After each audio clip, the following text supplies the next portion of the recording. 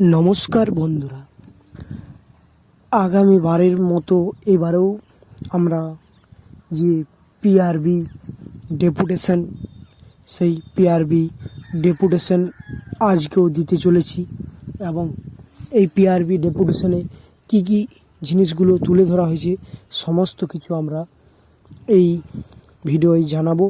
অবশ্যই ধৈর্য সহকারে ভিডিওটা দেখো এবং প্রত্যেকজনের প্রতি অনুরোধ যাতে ভিডিওটা না স্কিপ করে লাস্ট পর্যন্ত দেখা। আর চ্যানেলটা যদি নতুন হয়ে থাকো অতি অবশ্যই আমাদের চ্যানেলটাকে সাবস্ক্রাইব করে রাখুন। দেখুন, প্রত্যেকেই যে এরকমভাবে কিন্তু ডেপুটেশন দেওয়াতেও কোনো লাভ হচ্ছে না।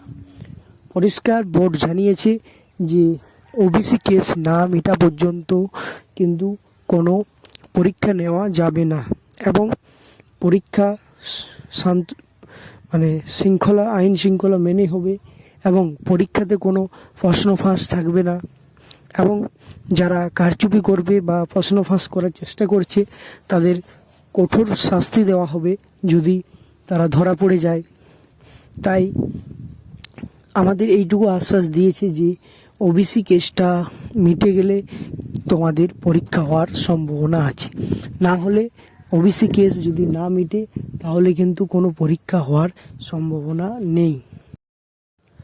তাহলে তোমরা পরিষ্কার বুঝতেই পারছো যে ওবিসি কেস যতদিন না মিটছে কিন্তু কোনো কিছু করা যাচ্ছে না। তাও আমরা ডেপুটেশন দিলাম যাতে পুনরায় আগেরবার ডেপুটেশনে যে দাবিগুলো ছিল সেই সেম দাবি আমাদের, যাতে দ্রুত পরীক্ষা হয় এবং দ্রুত নিয়োগ করা হয়, নতুন যাতে ভ্যাকেন্সি আসে, সমস্ত এ থেকে জেড আমরা কিন্তু বলে দিলাম যে ডেপুটেশনের মাধ্যমে। কারণ তোমরা কি করছো, তোমরা যখন অনেকেই ছাত্রছাত্রী ফর্ম ফিল আপ করছো কিন্তু যখন আন্দোলন হচ্ছে তখন কিন্তু কোনো ছাত্রছাত্রী নেই। এই জিনিসগুলো মাথায় রাখতে হবে। কারণ কি, প্রত্যেকজন ছাত্রছাত্রী যদি একসাথে উপস্থিত হও তাহলে কিন্তু জিনিসটা তোমাদের ক্ষেত্রে কতটা কার্যকরী ভাবো না। কারণ কি, ফর্ম ফিল আপ করছো 10 লাখ 7 লাখ, কিন্তু যখন পরীক্ষা নিয়ে আন্দোলন তখন কিন্তু একটা ছাত্রছাত্রীও নেই। এই জিনিসগুলো কিন্তু তোমাদের ক্ষেত্রে খারাপ। কারণ কি, অনেকে আসছে কিন্তু অনেকে আসছে না। তাই যারা আসছো না তাদের প্রতি আমাদের একটাই কথা, এই লড়াই শুধুমাত্র তোমাদের জন্য। এতে আমাদের কোনো ফায়দা নেই।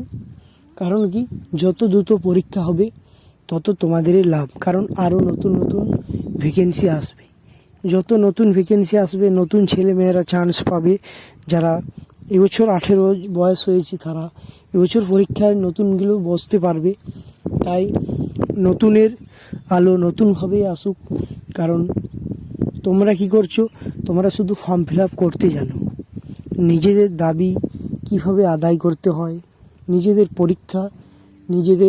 পরীক্ষা যাতে দ্রুত হয়, স্বচ্ছভাবে পরীক্ষা হয়, সেই দাবিগুলো নিজেদেরকেই নিতে হবে, অন্য কেউ নেবে না। তাই বলছি, এইভাবে পাশে থাকতে